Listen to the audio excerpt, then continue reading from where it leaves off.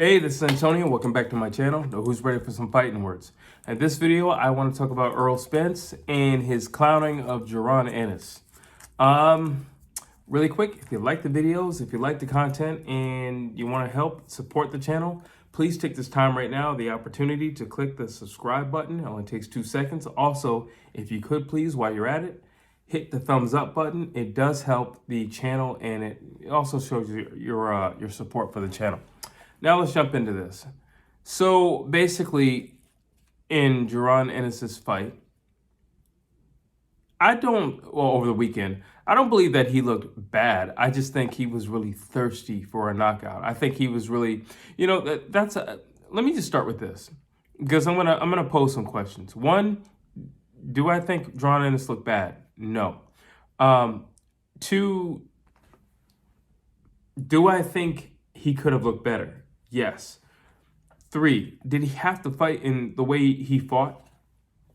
Well, again, he was thirsty for the knockout. I think if he wasn't so thirsty for the knockout, I think, number one, he could have gotten a knockout. Also, I wasn't particularly fond of the way he fought. I look at it like this, and this also goes to coaching and your cornerman. Listen, if you can't get a guy out of there, and the reality is, some guys just aren't going to go. Some guys are just not going to get the memo that you're a quote-unquote knockout artist, and they're not going to go anywhere. And when you're dealing with these Eastern Europeans, they're tough. They're hard as nails. They're not going anywhere.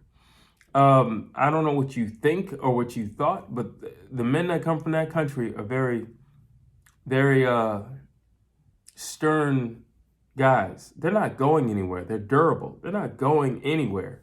I'm not saying you can't knock them out, but the likelihood of you knocking them out is very slim to no chance.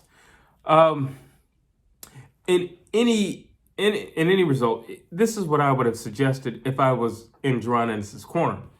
Listen, you're doing your thing, what you're doing, because you are touching him up, and he's running from you. Okay, well, if he's running from you, but you can't get him off his feet, why don't you take this time to create a highlight reel?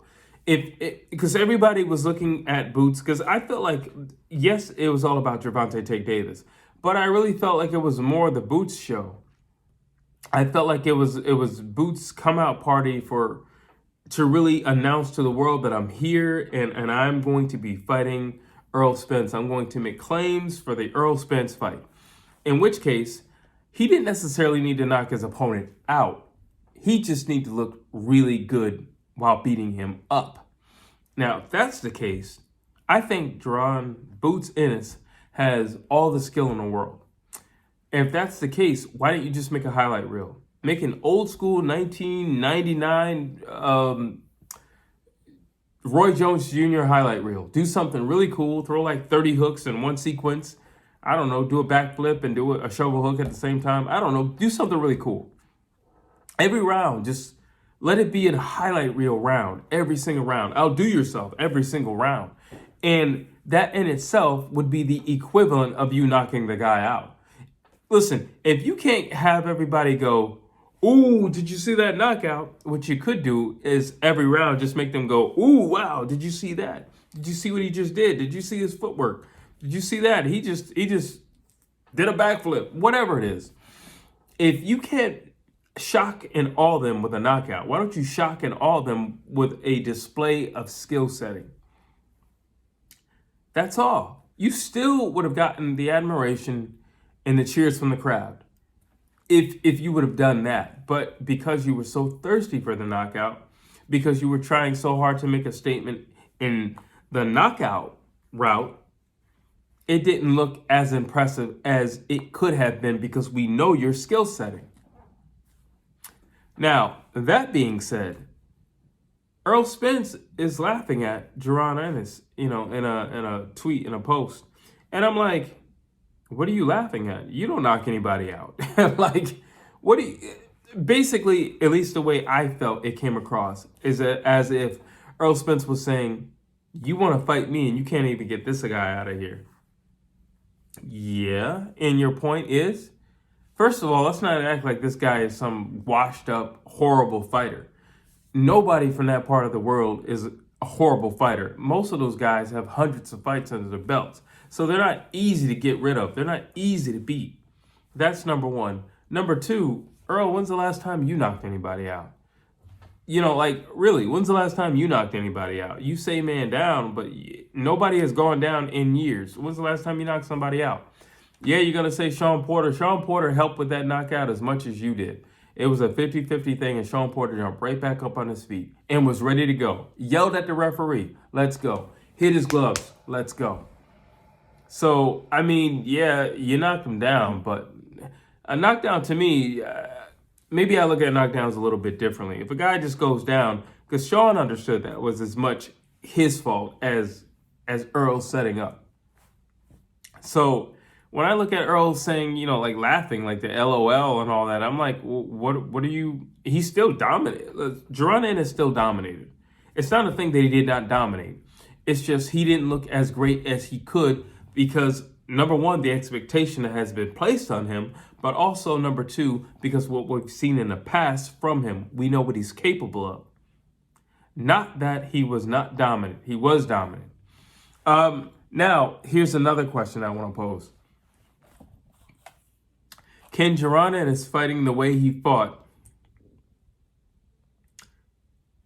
could he beat Errol Spence with that? I'm going to say no. I don't think I've always been verbal about saying Jaron Ennis would beat Errol Spence in a fight. But I'm talking about the boxer Jaron Ennis. I'm talking about the guy who has flashy footwork. I'm talking about the guy who's really creative. I'm talking about the guy who's bouncing from here to there. I'm talking about the guy who's going to use every inch of the ring. I'm talking about that guy. I'm talking about the guy who puts his combinations together really well. I'm talking about the guy who understands spacing. That guy. I'm not talking about the guy that we just saw this weekend. The guy that we just saw this weekend, I don't see him beating Errol Spence. I don't. Because that would suggest he's going to try to out Errol Spence. And Errol Spence does Errol Spence really, really well. So I don't foresee him outdoing Errol Spence with Errol Spence. It's just not going to happen. I'm sorry. That's not going to happen. And to be honest, to be as aggressive as he was doing that with a guy who was backing up. He was doing that with a guy who was at times running away. Errol Spence will not be backing up if he tried that particular form of pressure. Errol Spence is definitely not going to run away. At any point in a fight is he going to run away from you. So what I saw over the weekend, that would not cut it with Errol Spence. That won't cut it. In that retrospect, yes, I'm going to agree with Errol Spence. You want to get in the ring with me with that? No, that's not going to cut it. Jaron Ennis is going to have to be smart. He's going to have to be calculated. He's going to have to use his footwork. He's going to definitely have to use his spacing. He's going to have to find pockets, but he is not going to walk Errol Spence down. Not going to happen. Not going to happen. No way. And Errol Spence would probably be, I believe, probably the biggest guy that Jaron Ennis would have ever faced. No, Errol Spence, you're not walking Errol Spence down. That's what he does. He's a tank and he's going to go through you. That's it. But you're not going to pressure him to turn his back and turncoat and run the other way. That's not going to happen. And good luck to the man who wants to beat up Errol Spence to the body. Because you're going to need all the luck in the world. I don't even believe in luck, but you're going to need some. If that's going to be your route, where I'm gonna invest in body punches with Errol Spence, good luck with that. So you walking Errol Spence down, I doubt it. You beating Errol Spence to the body, I doubt it. And you thinking that you're gonna push Errol Spence back or make him turncoat and run, I doubt it. Seriously doubt it. I don't think Jaron Ennis' performance was anything to be sneered at or laughed at either. At all. I think he came to do what he was meant to do. But again, I felt like Jaron Ennis was sharing this fight card with Tank so much so that at least in my eyes, I kind of felt like it turned over to the Jaron Ennis show. Also, Jaron Ennis was also barking back and forth with Rashidi Ellis as well in the press conference. So I just felt like every aspect of this show was really like Jaron Ennis. When you look at the commentators, you know, the pre-fight, the you know, and all that, or the last press conference, they were talking to Jaron Ennis way longer than they talked to Tank. Like way longer. And they were just singing his praises. You're the next this, you're the next that, you're the next this. And nobody can beat you, and you're the guy. You're the heir apparent. Okay, well, yeah. And you didn't live up to, you know, what they said. I felt he did. But again, the expectation was a knockout. The expectation was a dramatic knockout. The expectation was, from Jaron Ennis' own words, don't blink, don't go get any popcorn. So we're like, okay, we're not going to blink, we're not going to get any popcorn. Turns out we could have gotten popcorn 4 times over. We could have blinked all night. You know, don't set these high expectations. I truly believe that knockouts are organic. You know, yeah, Deontay Wilder at some point in this fight is going to get a knockout, or at least a knockdown. We just don't know when it is, and neither does he. Neither does he. But overall, I think he did well. He's still young, and I think that comes from, again, you have a corner for a reason. Tell him to slow down and pace himself.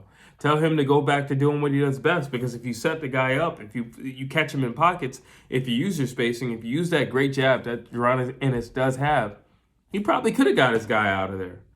But trying to do the Errol Spence, that will not beat Errol Spence, my friend.